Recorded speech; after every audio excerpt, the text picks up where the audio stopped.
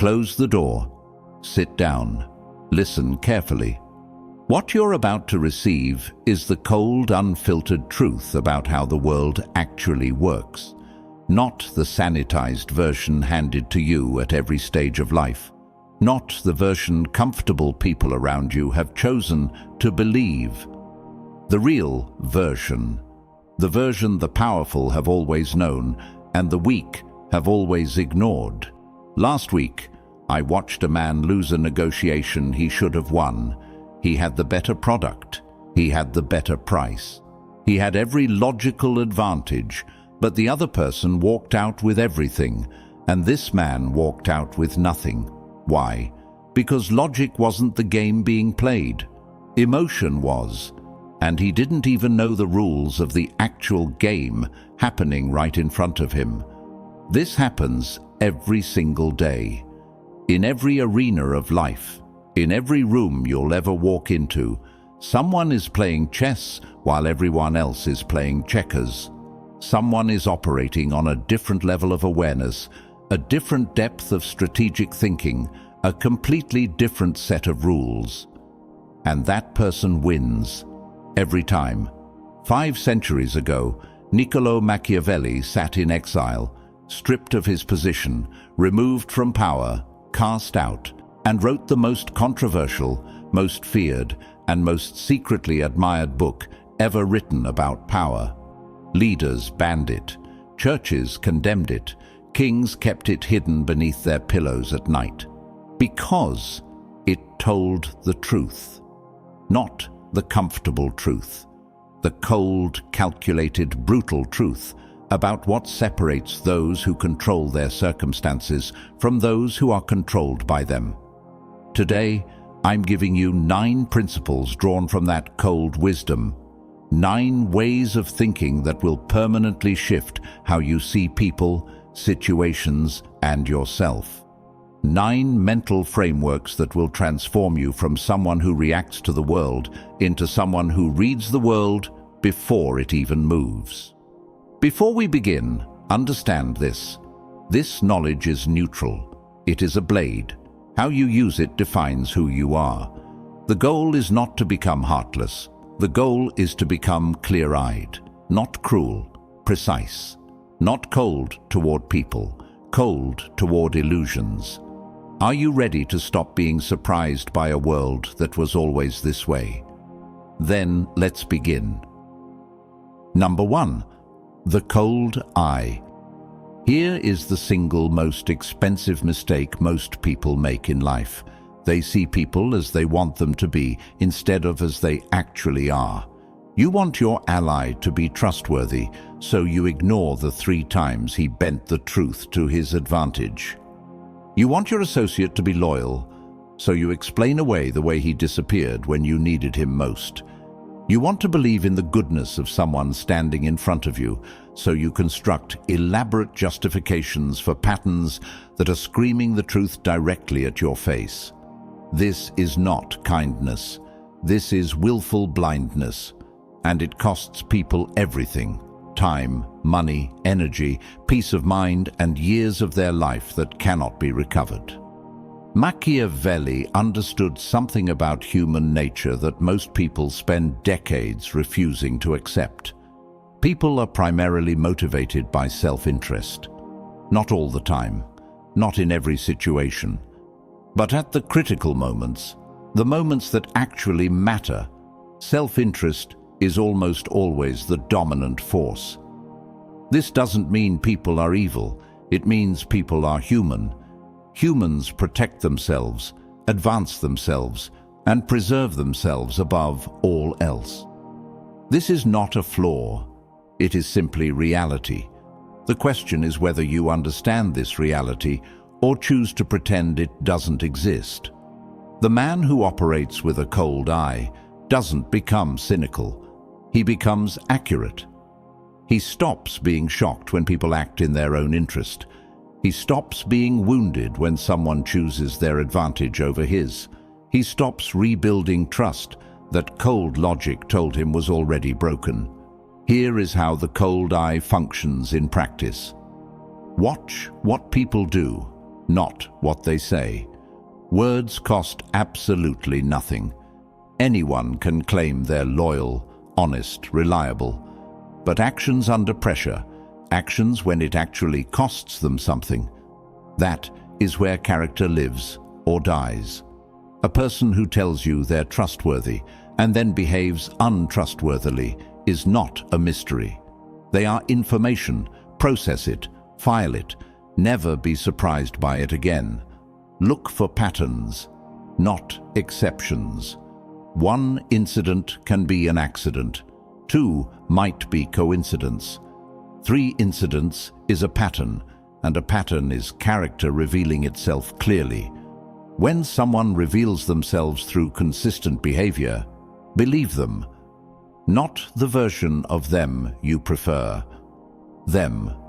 Separate your emotional preference from your strategic analysis. You can like someone and still recognize they're unreliable. You can respect someone and still understand they cannot be trusted with certain things. Your feelings about someone are not evidence of who that person is. They are evidence of who you want that person to be. There is an enormous difference between those two things. The cold eye is not about searching for the worst in people. It is about being an accurate observer of what is actually there. Some people will reveal themselves to be genuinely trustworthy, deeply loyal, consistent under pressure. When the cold eye finds those people, it recognizes them immediately and holds them close.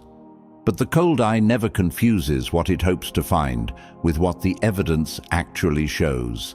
See clearly, see coldly, see accurately.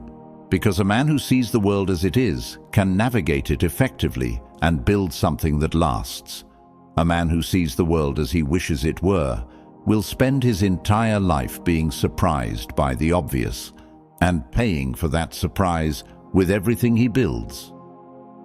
Number 2, respond, never react.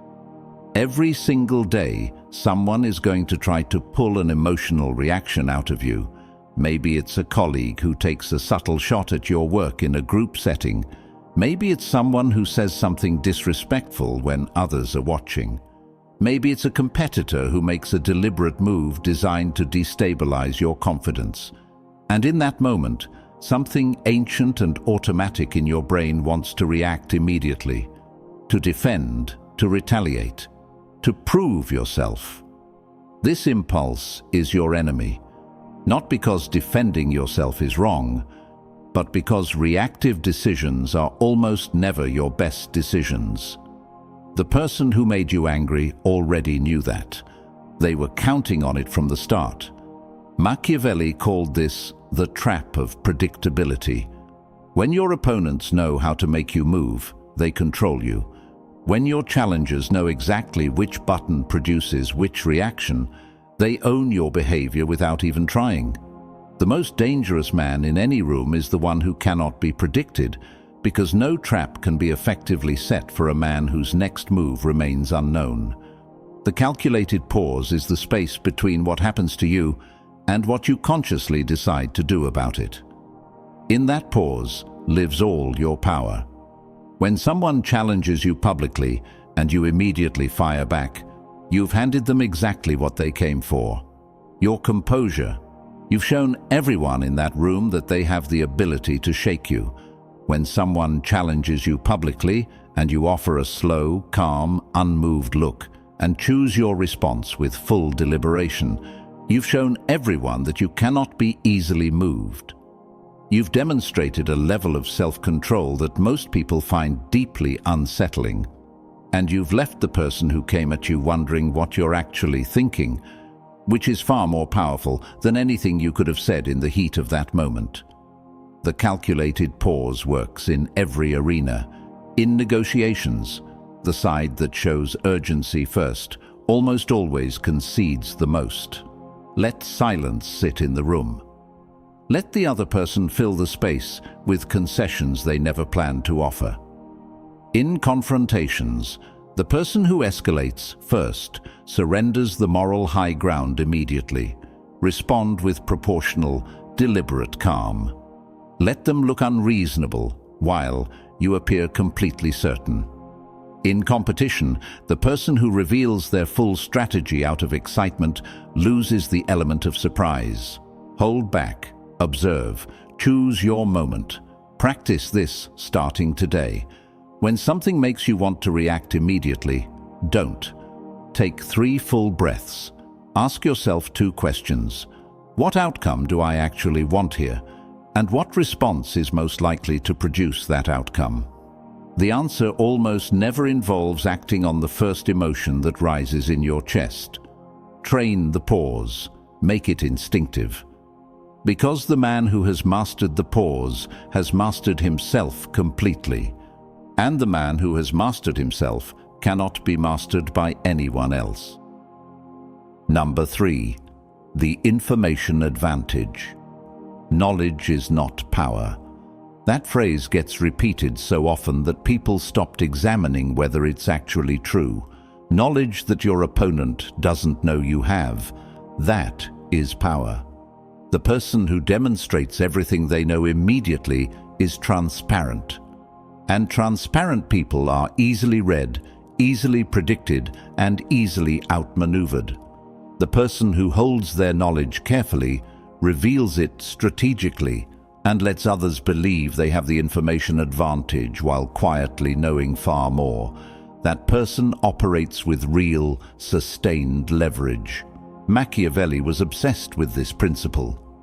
In every negotiation, every alliance, every conflict he analyzed, the decisive advantage almost always went to the side with superior information about the other side's true intentions, capabilities, and limits.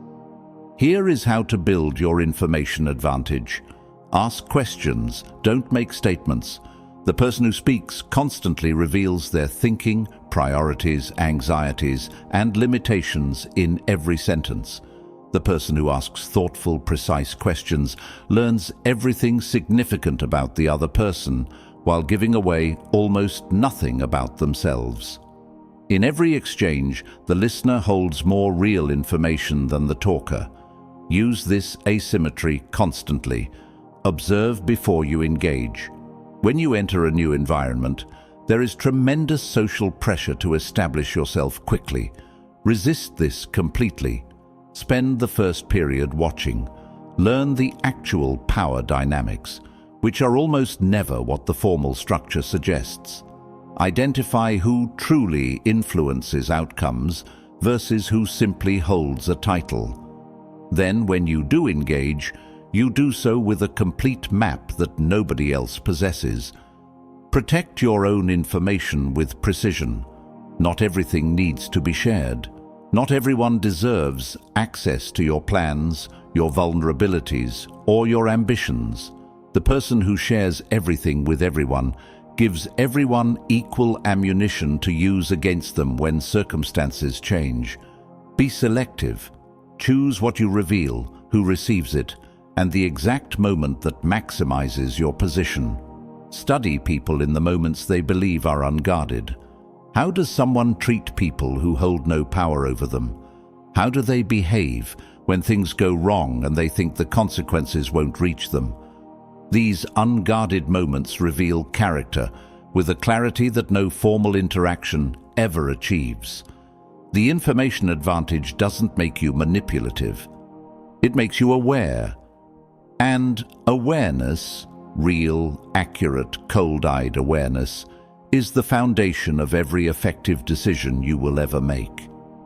Know more than they think you know. Show less than you actually possess. Number 4, the force of consistency. There are 2 kinds of predictability. One destroys your power, the other builds it into something formidable. Emotional predictability, where people know exactly which buttons produce which reactions from you, makes you controllable. Easy to outmaneuver because your moves can be anticipated and exploited. Excellence predictability, where people know that whatever you commit to, you will deliver without exception, builds something money cannot purchase.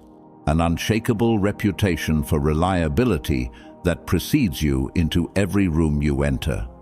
Machiavelli understood that a leader's greatest enduring asset is not their brilliance in extraordinary moments, but their absolute consistency in ordinary ones. The leader who is erratic, sometimes generous, sometimes harsh, sometimes engaged, sometimes absent, creates anxiety in everyone around him.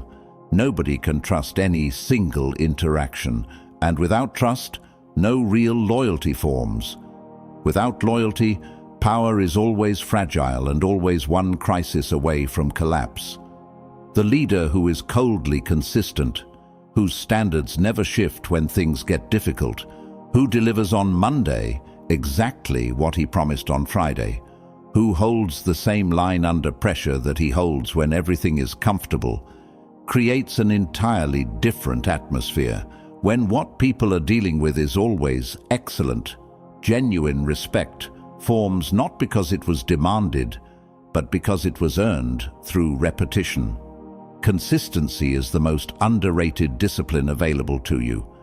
The person who works hard when they feel motivated and disappears when they don't will never build anything that lasts. Motivation rises and falls based on conditions outside your control. Discipline functions regardless of how you feel on a given morning.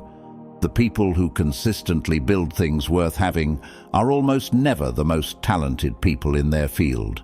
They are the most consistent. Choose your non-negotiables with total clarity. The things you will do regardless of how you feel, regardless of circumstances, regardless of whether anyone is watching. These non-negotiables become the actual foundation of your identity, not the identity you claim, but the identity you build through repeated action. And here is the hidden power inside consistency. When you are consistently excellent in everything visible, your occasional deliberate deviation from pattern becomes enormously impactful. The person who is always calm can deliver one moment of absolute cold certainty that stops an entire room. The person who consistently delivers can make one bold move that permanently reframes how everyone understands what they're capable of. Consistency creates contrast, and contrast is where real power lives. Number 5, the economy of trust. Most people have a trust problem, not because they trust too little, but because they trust indiscriminately. They give equal access and equal vulnerability to people who have offered completely different levels of evidence that they deserve any of it. The result is a life filled with people who know too much about your situation, owe too little in return, and hold every incentive to act against your interests when doing so serves them. Think of trust as a finite and genuinely valuable resource. The more broadly you spread it without discrimination, the thinner and more meaningless it becomes everywhere you've placed it. The more precisely you concentrate it in people who have demonstrated through consistent behavior under real pressure that they deserve it, the stronger and more valuable each connection becomes. Here is the framework. There are people you work alongside, functional connections valuable within their proper scope, but they don't receive access to your real vulnerabilities or private strategic thinking. There are people you know with genuine familiarity, real history and warmth, but shared history is not equivalent to proven loyalty when something actually costs someone. There are people who have proven themselves through repeated behavior across genuinely high-stakes situations. People who had real options to choose differently and chose to stand firm. These are rare. These deserve your deepest investment. The other side of the economy of trust, the side most people skip, is the standard you hold for yourself as the foundation. Demanding everything from yourself means becoming the most reliable, consistent, and trustworthy person in your own life first. Keep the promises you make to yourself. Hold yourself to a standard that operates independently of whether anyone is observing. Treat your own word to yourself as genuinely sacred, because if you cannot trust yourself, no external architecture of trust you build means anything real. Build trust carefully. Place it precisely. Earn it daily, from yourself first, from others second. Number 6. The power of positioning. Most people respond to circumstances after those circumstances have already formed around them. A much smaller number position themselves to shape circumstances before they fully arrive. Positioning is the discipline of placing yourself, your reputation, your capabilities, your connections, your resources, in the right configuration before an opportunity appears or a crisis strikes. It looks like luck from the outside because the preparation happened before the moment became visible to observers.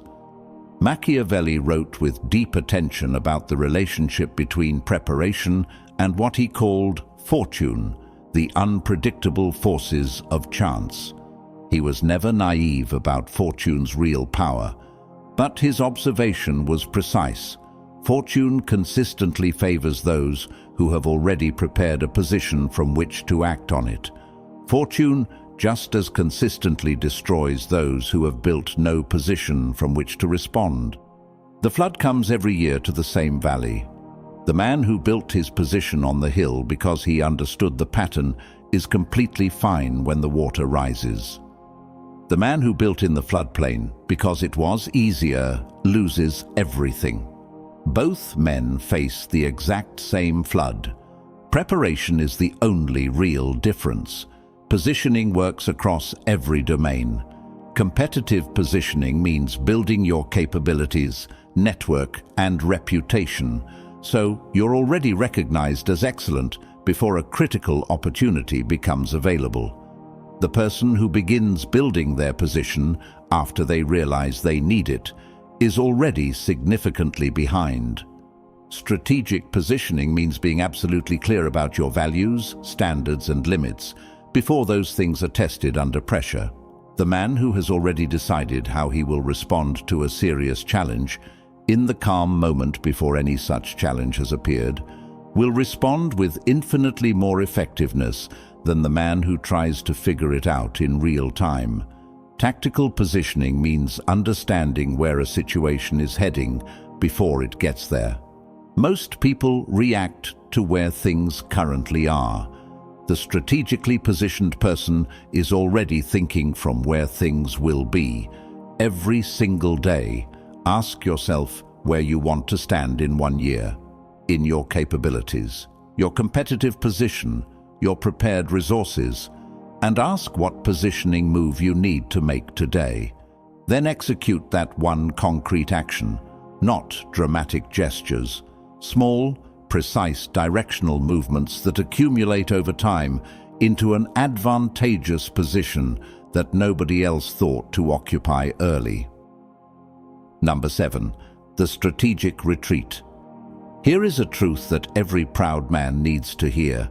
There are moments when the single most powerful move available to you is to deliberately step back, not to surrender, not to give up, but to strategically yield specific ground in order to preserve your full strength for the war when the battle in front of you isn't worth the true cost of winning it. Machiavelli studied the great commanders throughout history with obsessive attention to this principle. He noticed a consistent pattern. The commanders who achieved the most decisive, most enduring victories were almost never the ones who fought every engagement with maximum force. They were the ones who had the cold discipline to know which engagements to fight and which to deliberately avoid. The commander drawn into every battle, who meets every challenge with equal fury, who refuses to yield on any point regardless of its strategic value. This commander exhausts his resources on small conflicts that decide nothing. He wins individual battles and loses the entire war through accumulated depletion. The commander who chooses his engagements with cold precision preserves everything that matters. He yields terrain that costs him little while saving his full strength for ground that actually determines the final outcome. The strategic retreat applies in every arena. When someone tries to goad you into an argument that carries no real stakes, stepping back is not weakness. It is intelligence operating correctly. The argument isn't worth winning because winning it costs you time and energy without producing anything of genuine value. When any investment of your resources is clearly not going to produce the return that justifies the continued cost, the ability to step back and redirect those resources towards something viable is not failure. It is strategic correction. The sunk cost of what you've already put in is never a valid reason to continue. When you face opposition with significantly greater current resources, direct confrontation often produces avoidable losses. A strategic retreat, followed by deliberate repositioning and a return from a stronger angle at a better moment, frequently produces outcomes that the direct charge never could have achieved. The core discipline is separating your ego from your strategy completely. Ego insists on holding every position because yielding any ground feels like diminishment. Strategy asks only one question: does holding this position at this moment serve my actual long-term goals? Know when to hold ground without moving an inch. Know when to step back without regret. The man who can execute both with equal fluency is more formidable than any man who only knows one mode. Number 8. The long game. Most people make their decisions based on what feels most relieving right now, what eliminates the current discomfort most immediately, what produces the fastest visible reward. This is precisely why most people's lives look almost identical year after year. Because decisions optimized entirely for today's comfort almost always compromise tomorrow's position in ways that compound silently and become impossible to ignore only much later. The cold, calculated mindset Machiavelli described is fundamentally a long-game mindset. It doesn't ask what is easiest today. It asks what is necessary for the outcome I've committed to over the timeline that actually matters. It accepts difficulty in the present deliberately in exchange for a stronger position in the future. Here is how long-game thinking changes the quality of decisions in practice. The person playing the long game does not reveal their full capability when the stakes are low. They allow others to form underestimations, because the person who underestimates you surrenders the most valuable gift available. They lower their guard at exactly the moment you need them to. Then, when the decisive moment arrives, you exceed every expectation at the only moment that actually determines the outcome. The person playing the long game in their own development doesn't optimize for feeling satisfied with where they currently stand. They deliberately seek out the hardest available challenges and the most uncomfortable edges of their current capability, because this year's difficulty is next year's advantage. This year's comfort is next year's stagnation. The person playing the long game does not fill silence with premature movement just because waiting is uncomfortable. They hold their position with complete calm until the moment arrives that justifies action. Then they act with everything they've preserved through that patience in a single, overwhelming, decisive move. The long game requires a specific and trainable mental architecture, the ability to hold your future position in clear, detailed focus while making decisions from your current one. Most people's future remains vague, a blurry sense of eventually being successful without specific form. The long-game thinker has a precise picture of the position they are deliberately moving toward. Every daily decision gets evaluated against that picture without sentiment. Machiavelli's observation about the men who built genuinely enduring power was consistent across every example he studied. These men operated on a longer timeline than everyone around them. They were willing to be misunderstood in the short term because they could already see where the long arc of their actions was heading when nobody else could yet. Trade today's comfort for tomorrow's advantage without hesitation. Operate on a longer timeline than the people around you are thinking on, because the man who consistently chooses today's ease is building a progressively smaller life without fully realizing it. And the man who consistently trades today's difficulty for tomorrow's strength is building something that compounds year after year, choice by choice, discipline by discipline, into something that people who chose comfort will eventually find genuinely difficult to understand. Number 9, the unstoppable identity. Everything we've covered arrives here. All the cold-eyed clarity, all the calculated pauses, all the information advantages and consistency and positioning and long-game thinking. All of it serves this final and most important principle. You are building a version of yourself that cannot be dismissed, cannot be outmaneuvered, and cannot be stopped by the ordinary forces that stop ordinary men. This is not arrogance. Arrogance is confidence that isn't backed by anything real.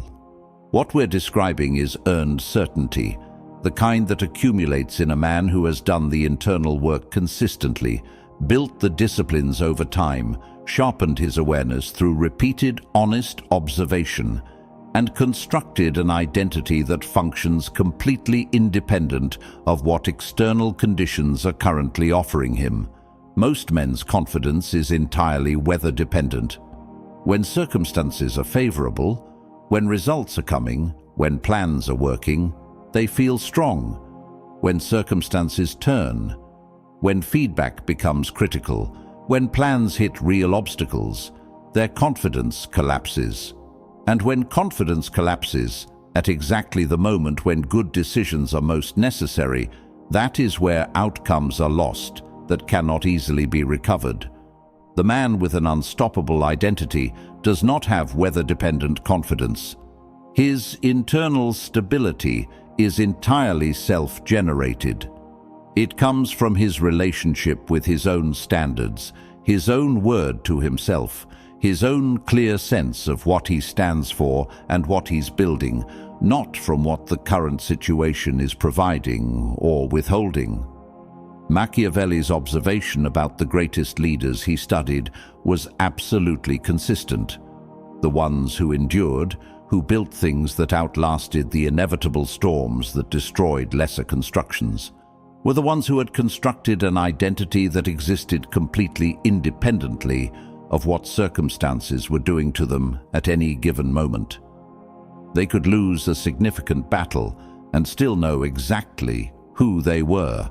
They could face serious criticism and still know precisely what they stood for, because their identity was a structure they had deliberately built and maintained, not a reflection of what was currently happening around them. Building this identity is a daily practice with no final completion date. It is maintained through repetition or lost through neglect.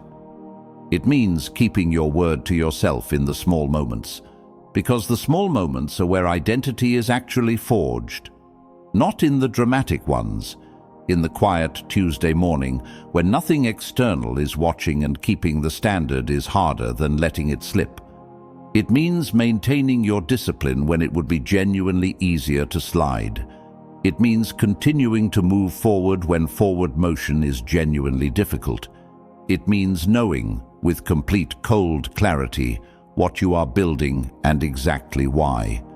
Not because someone external has approved the plan, not because the outcome is guaranteed, but because you have decided, with the full weight of genuine internal authority, that this is the direction your life will take.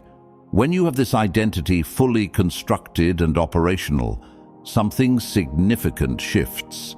The challenges that used to shake your foundation stop shaking you, because you have demonstrated to yourself enough times that you are capable of handling difficulty without losing your orientation.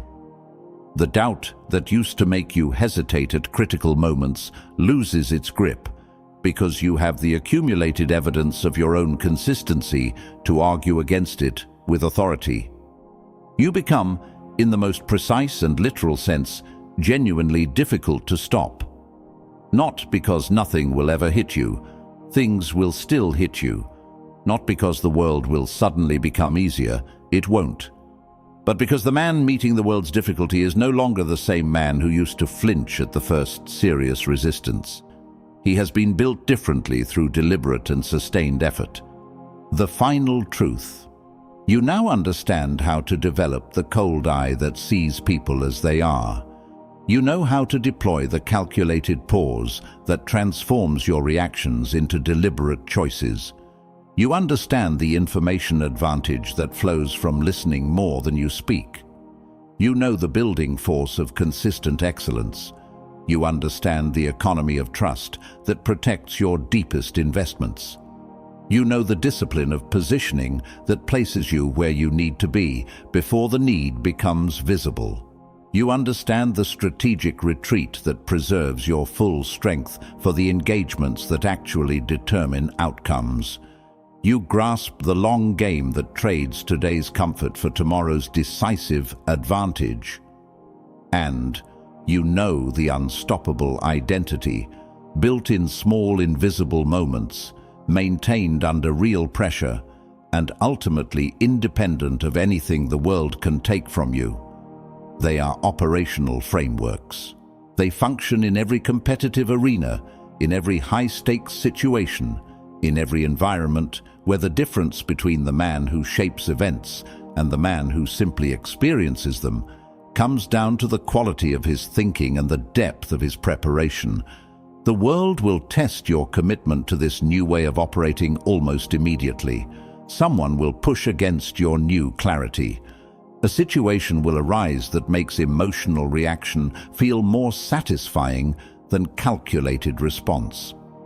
An older pattern will reassert itself and offer you the comfortable pull of who you used to be. Hold the line. Stay cold means clear-eyed, completely free from the distortions of wishful thinking and emotional reactivity. You see what is actually there. You act on what is actually there. Stay calculated means deliberate at every level. Nothing important in your life happens by accident. Your words are chosen. Your responses are chosen. Your investments of time, energy, and trust are chosen with full awareness. You are always the author of your significant actions, never simply the product of whatever emotion happened to be loudest in that moment. Stay ahead means positioned, consistently one step further down the actual timeline than current circumstances require. You see what is coming before it arrives. You prepare before preparation becomes urgent. You arrive before the competition realizes the game has already started. This is the cold wisdom Machiavelli preserved across 5 centuries for the people willing to receive it honestly. This is the framework that permanently separates the men who are shaped by the world they encounter from the men who shape the world they operate in. This is not who you might become at some unspecified point in the future. This is who you are choosing to be right now, in this moment, with the decision to take what you've received here and make it genuinely operational in your actual life, starting today. The world has always needed men who see clearly, think carefully, prepare deliberately, and act with cold precision when the moment requires it. You are capable of being exactly that man. The only remaining question is whether you will choose to be. Stay cold, stay calculated, stay ahead. Nothing can stop what you're becoming. Go, build, lead, win.